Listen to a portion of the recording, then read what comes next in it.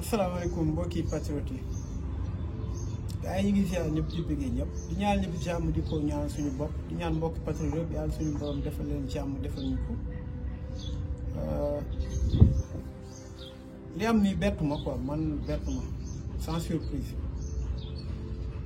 parce que ñu bëri ñu ngi doon wax non dañoo bëgg a bàyyi yow askan bi jàll pour ëllëg su Macky Sall waree toog 2024. La pire chose boo xam ne mun na arrivé Macky Sall mooy mu perte assemblée nationale bu boobaa son destin est scellé. Macky Sall nag dafa nekk koo xam ni dafa yoroon maanaam canon bombe maanaam yooyu di tirer bombe mu dem ba ñàkk canon bi mu dese ko lance roquette RPG mu dem ba RPG bi jeex mu dese ko mitraillette maanaam benn 12-7 bi dem ba bal jeex. mu jël benn Kalachnikov wala M16 mu dem ba jeex léegi nag revolver la defee da kaa tiire ba mu def benn bal wala ñaari bal yooyu mooy ñetti moo am ñetti alternative moo am Macky Sall dem élection ak Yewwi ñu gañe ko boobaa défaite la boo xam ni day réconforter ni moom amul majorité parce que soo leen xoolee Macky Sall dans son obsession moom li mu bëgg a won àdduna bi ak nit ñi man maa am majorité parce que bi élection locale yi jeexee teg li mu def mooy woo ñi nga xam ni mooy imaam yi pour wax leen affaire waa ànd sàmm jikko yi mais du loolu kese moo taxoon mu woo leen pour expliquer justifier ni moom moo gagné élection locale yi loolu la ci jublu woon mu naan maa gagné kii fii mosuma ko woon gagné maa gagné 54 xaw ma commune jàppal bàyyi c'est-à-dire que da koy ante pour mu mën a réconforter li mu bëgg a def. loolu la beneen bi mooy mu éliminer yow askan bi su éliminer yow askan bi boobaa nag c'est un test bi mooy dañ doon wax Macky Sall éliminer na Karim Wade mu neex mu éliminer Khalifa Sall mu bëgg a éliminer Ousmane Sonko gars yi taxaw léegi nag moom il nous met à l'épreuve parce que tey maa ngi leen ko doon wax avant man leen Macky Sall yokkal na képp kuy corps régalien muy police gendarmerie ñëpp mu yokkal leen seen salaire ñii 100 000 ñii 80 000 ñii sax ba 400 000 pour préparer leen ay généraux ne ko Sénégal Dakar neex naa cerner ñu teg seen stratégie nag préparer seeni matériaux de répression beneen bi mooy mu su fekkee loolu jàllul xam na ne l'affrontement est imminent foofu naa fa ñëw maanaam mu créer la stratégie du chaos yàgg naa leen ko wax ma ne leen suñu demee élection Macky Sall il va perdre les élections maintenant li muy kii la stratégie du chaos Macky Sall certes moo ciy gagné mais ñun garaawul amul problème on va répondre à ça maanaam mooy ñu am benn cas affrontement bu metti affrontement nag ñaari débouché la mun a am élection bañ a am beneen bi affrontement bi metti tellement que ba nga xam ni pouvoir am il est en danger au lieu sax mu nekk mu bokk législative wala mu continuer élection député yi mais pouvoir am sax moom nguuram day jeex avant 2024 maanaam avant sax élection législative yi bu boobaa Macky Sall dafa am lu muy utiliser maanaam les chefs religieux les influenceurs ñooñu ñooy utiliser être en sapeur pompier ñëw ne léegi lii la ñuy laaj comme noonu la demee jàmm lañ bëgg ñooñu interposer ne nañ bàyyi yeewu askan bi dem loolu noonu ñoo ko war a xeex ce n'est plus un combat politique nag bu leen nax seen bopp c'est une révolution nag suñ koy wax mooy li ma doon wax mooy naan da ngay xeex rafet ci njot xam ne li nga nekk jàmm yàlla la c'est des vidéos à laquelle tu es prêt à donner ta vie soo ci dee sa bakkan su ci deewee xamal ni jàmm yàlla nga deewee comme li may wax rek ku nekk mënoon na toog xam Ousmane Sonko nag wax dëgg yàlla il s'est sacrifié def na tuuba dugg assemblée nationale par l'aide d'une partie de la population sénégalaise mu dem ba suy wax ministre bi taxaw day lox mu dem ba su waree wax waa assemblée dañuy daw génn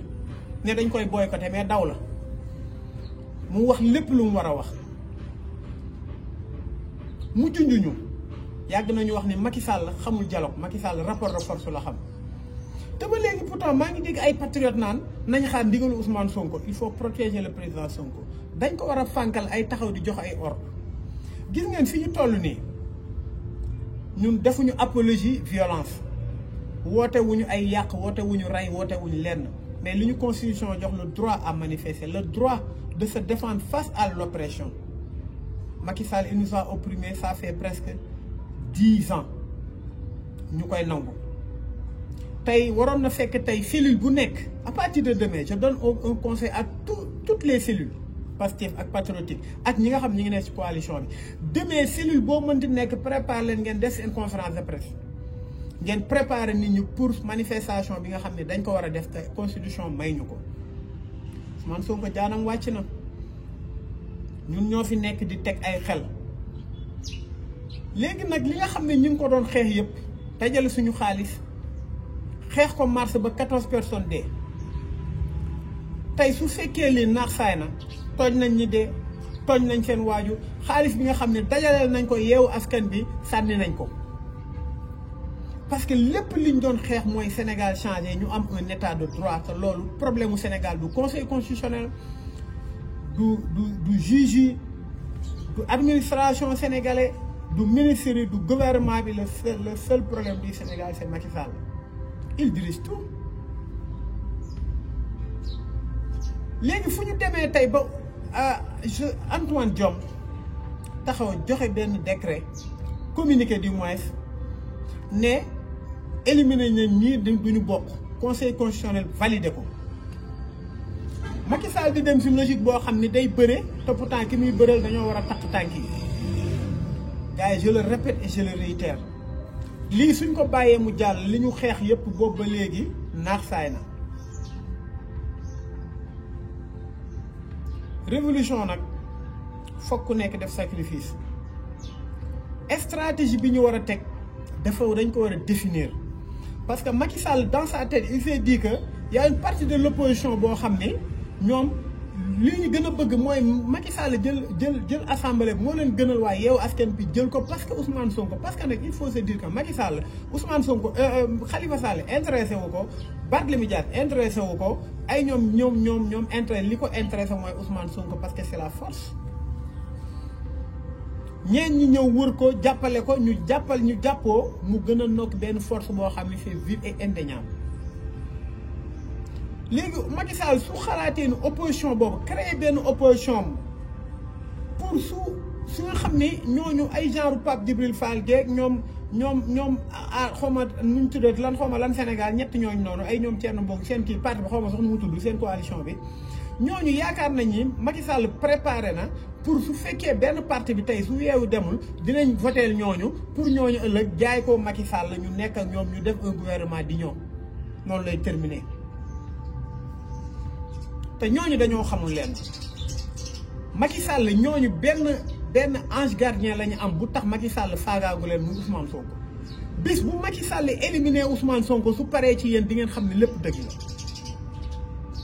waaye on n'a pas mené ce combat pour ñu éliminer Ousmane Sonko déedéet maintenant la révolution manifestation bi ñu war a def foofu lay ñëwee gis nga ñoom li ñu pare maa ngi leen ko doon wax keroog Dakar 4 artères la maanaam ñoo ci nekk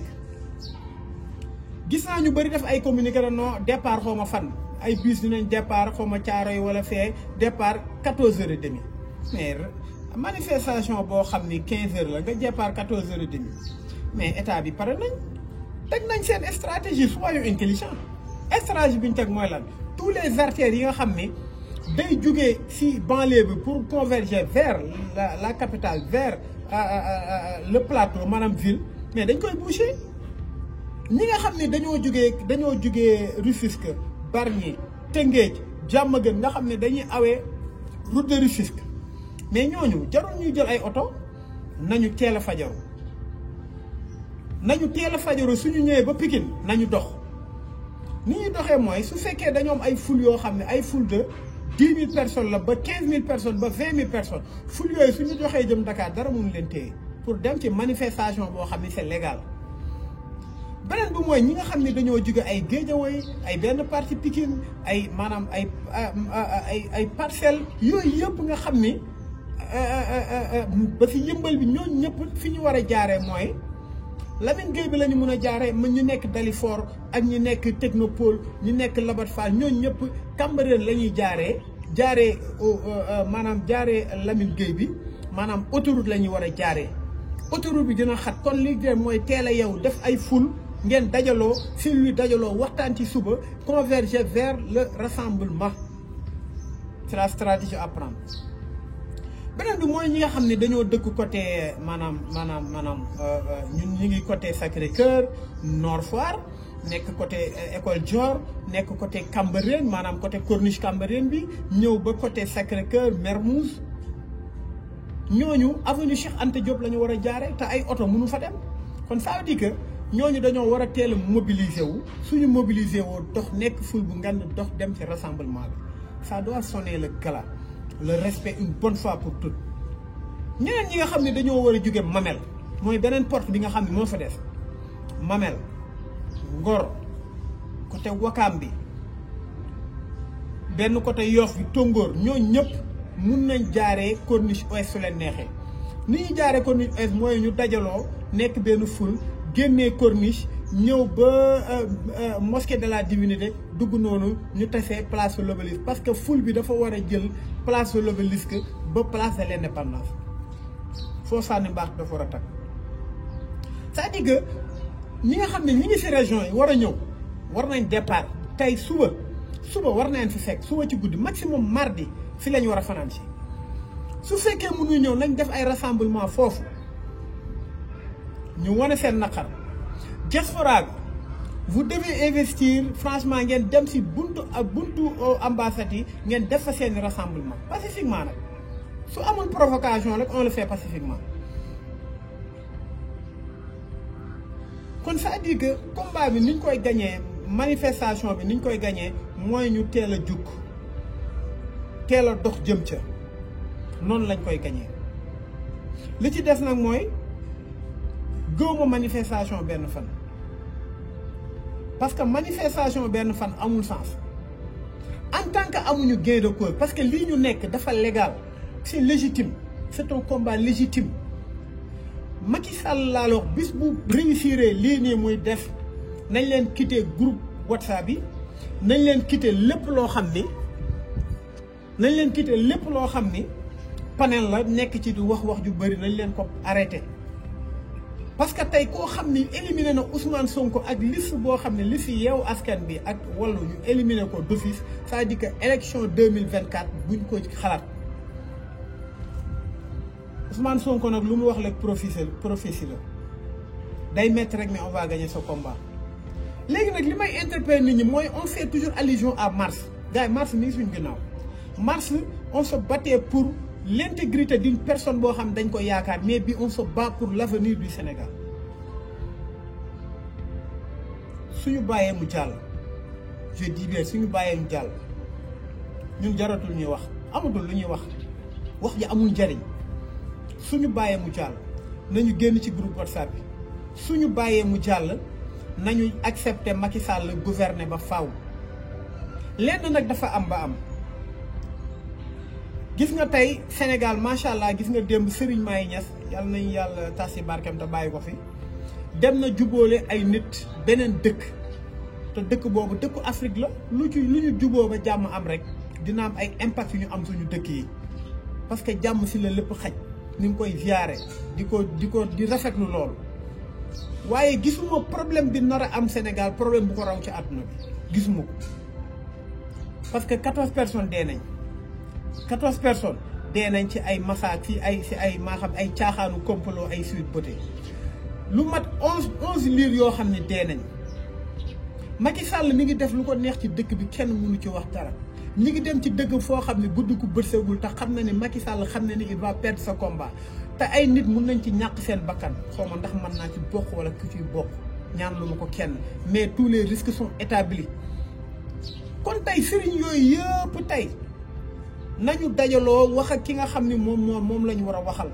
parce que rafet na trop ku nekk di aalu sëñ bi dem na jubóole waa Soudan macha allah bañuñu ko sëñ bi jubóole ne waaye li am ci dëkk bi musul am nit ñaa ngi rayante agression baa ngi tulleeg mal ndax dëkk bu metti nga gis nga seetaan tey wax dëgg yàlla ma gis ay gendarmerie ñuy wane seen kaar yi seen auto boîte de répression yi mun na soo ci sànnee cocktail mun na ko fay waaw ala seen mais lan moo tax fayu leen lakk boobu wut leen luy fay lakk bi nga xam ne moom moo am si hôpital yi ay liir yoo xamuñu dara lakk ba jeex ñi nga xam ñi ngi leen agressé ñun lan lañ soxla seen oto yooyu li ñu soxla ñeen indi ko fi nga xam ne ñi ngi leen agressé di leen rey kon loolu laa amoon lu may wax lii dootul manifestation dootul combat politique c'est une révolution su fekkee nag vous n'êtes pas conscient de ça man de wax dëgg yàlla naa leen wax leen man moom personnellement d'une manière très modeste combat bi suñ ko échoué man je vais vaquer à mes préoccupations bu ma ñàkk dépense yaakaar naa ko naa ko na sama business je vais pas m'inquiéter. On se bat pour le Sénégal meilleur on se bat parce que Ousmane Sonko gënuñu gore su mu nekkoon am na position bu neex pour lekk lu ko neex kooku duñu gën a gore kon nañ leen pare à la mobilisation à partir de demain képp kuy cellule na def conférence de presse am parce que nag élection locale yi li tax ñu gënoon am position de force xam nga mooy lan dafa am benn slogan bu amoon benn carte benn yet fépp fu ñu gis foo xam ne dañ cee transporter de ay électeurs maanaam exporté importé électeur gars yi ñëw taxaw foofu ne leen doo leen fi wàcc da ngeen di ñibbiwaat gars yi voté ba pare taxaw ci buntu kii la vote yi Macky Sall du yegg nee na du yegg foofu xam nga lu mu wax nee na Ousmane Sonko du bokk ñu ne ko Ousmane Sonko day bokk gars yi maa leen wax ni 90% saa ay directeurs généraux ay directeurs banque ay chefs yoo xam ne ñu ngi ci police ak gendarmerie armée man damay am na ñoo xam ni ñenn ñi naa jot seen message de soutien kon ça veut dire que nous sommes pas seuls mais nag ndimbal na ci fekk loxol borom ñooñu mënuñu génn di wax waaye nee nañ le moment donné dinañ xam ne ñun la ñu àndal teewul nag dina am ñoo xam seen liggéey la ñuy def ay police wala gendarmerie mais bëri na ay républicains ci biir kon gars yi loolu laa amoon lu may wax nañu xam ne nous sommes dans une révolution Macky Sall li mu nekkee tegu ko fenn te li tax mu bañ a sax mu bañ a accordé rassemblement bi parce que xam nañ day génn parce que Macky Sall xam na ni rassemblement bëggul mu fekk ko fi li mu bëgg mooy luy am rek xam na ni su génnee su rassemblement amoon Macky Sall du dugaat ci dëkk bi léegi nag day def réconforter léppam ba mu leer nañ mu soog a bàyyi waaye rassemblement bii di ñëw gëm naa ni ñi nga xam ne ñooy suñu leader waruñu leen xaar ñuy jox ay ordre parce que wax nañ lépp suñu joxee ordre nag wax dëgg yàlla macha allah suñu diriger combat macha allah mais ñun nous sommes prêts et nous devons être prêts au combat nañu prêts pour def suñu manifestation pacifiquement nag mais nous répondrons à toute provocation gars yi ñu ngi ziar ñëpp di bëggee ñëpp di ñaanal ñu ci jàmm salaam